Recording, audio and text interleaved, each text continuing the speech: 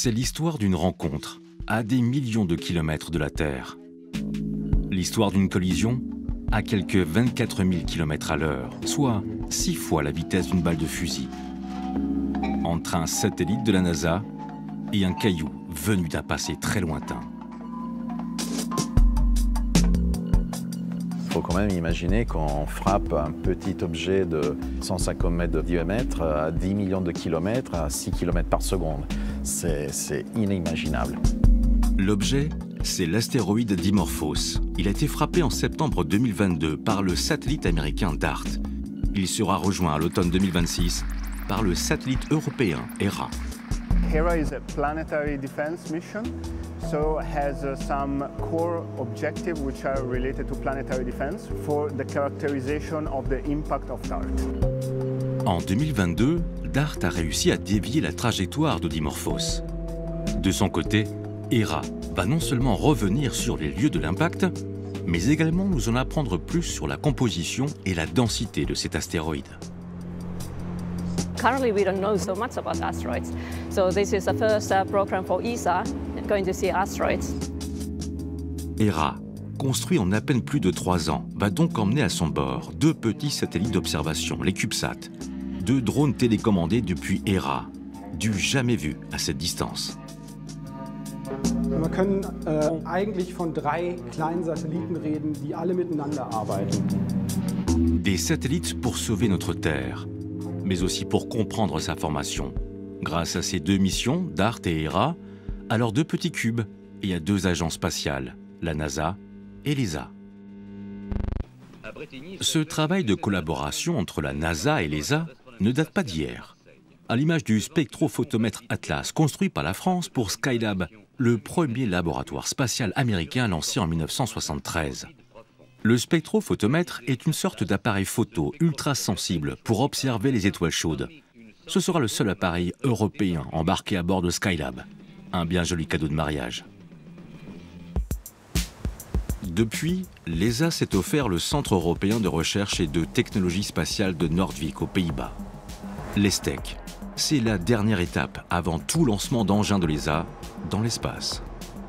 I am responsible to make sure that the design of the satellite fulfills the requirement from the scientific and planetary defense community. Having Hera here in ESTEC ready for testing for the first time has been a very, very emotional moment. L'ESTEC, ce sont 2500 techniciens, ingénieurs et chercheurs. Ils travaillent au développement et à la conception d'engins spatiaux.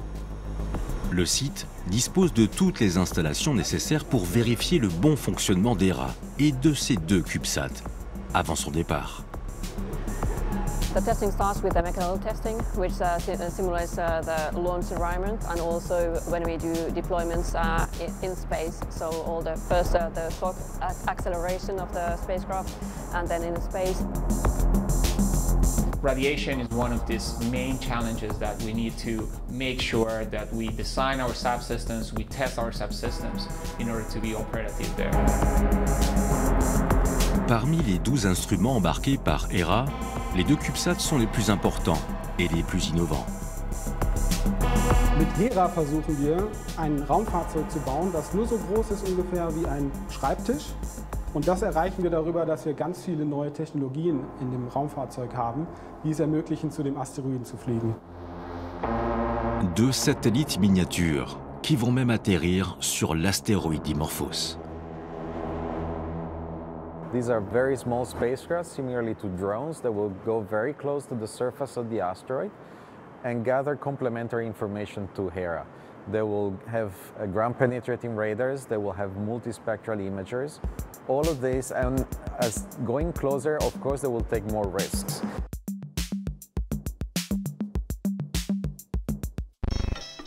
En 1970, avant la création de l'ESTEC à Noordwijk, le Centre national d'études spatiales français avait choisi Brétigny-sur-Orge, près de Paris, pour installer son centre d'essai. Les équipements avaient l'air rudimentaires. Ils permettaient pourtant de réaliser sur nos premiers satellites la même batterie de test que celle effectuée aujourd'hui. Même les chaussons de protection n'ont pas vraiment changé depuis. De son côté, Hera et ses 2 petits satellites sont enfin prêts à rejoindre leur site de lancement aux États-Unis. Cela fait seulement 20 ans que les experts se penchent sur les astéroïdes tueurs. En fait, on est en train de préparer une assurance vie pour la planète Terre. C'est la seule catastrophe naturelle qu'on peut prédire, qu'on peut éviter. Le dernier gros astéroïde qui a croisé la Terre a participé à la disparition des dinosaures. Mais ces cailloux ont d'autres secrets à nous révéler.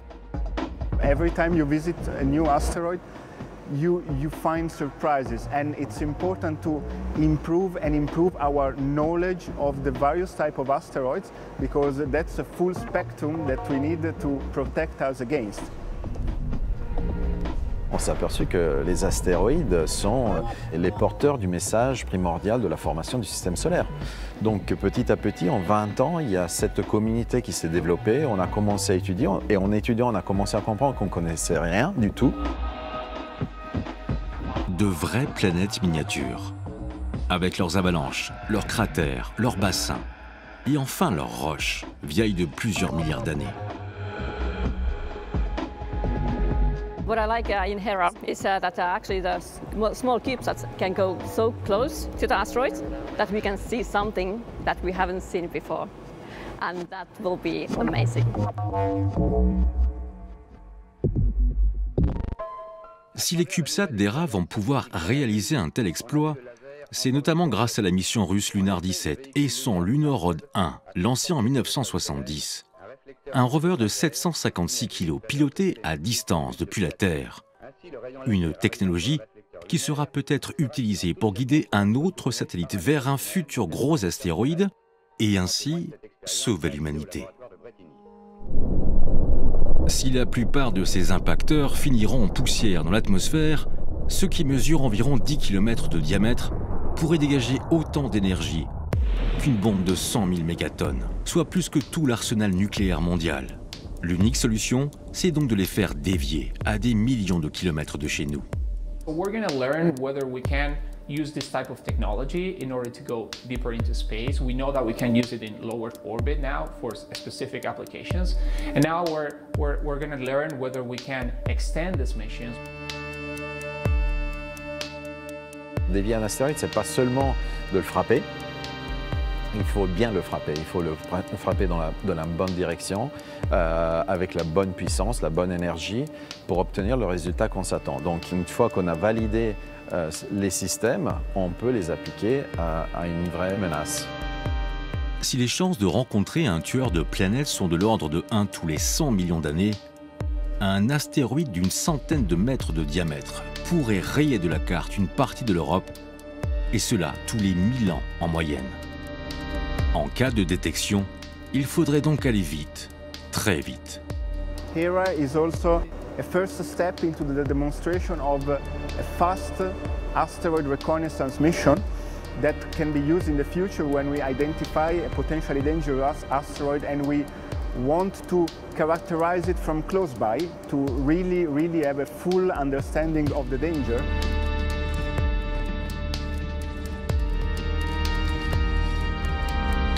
We need to be able to build and launch a mission in a very short time frame.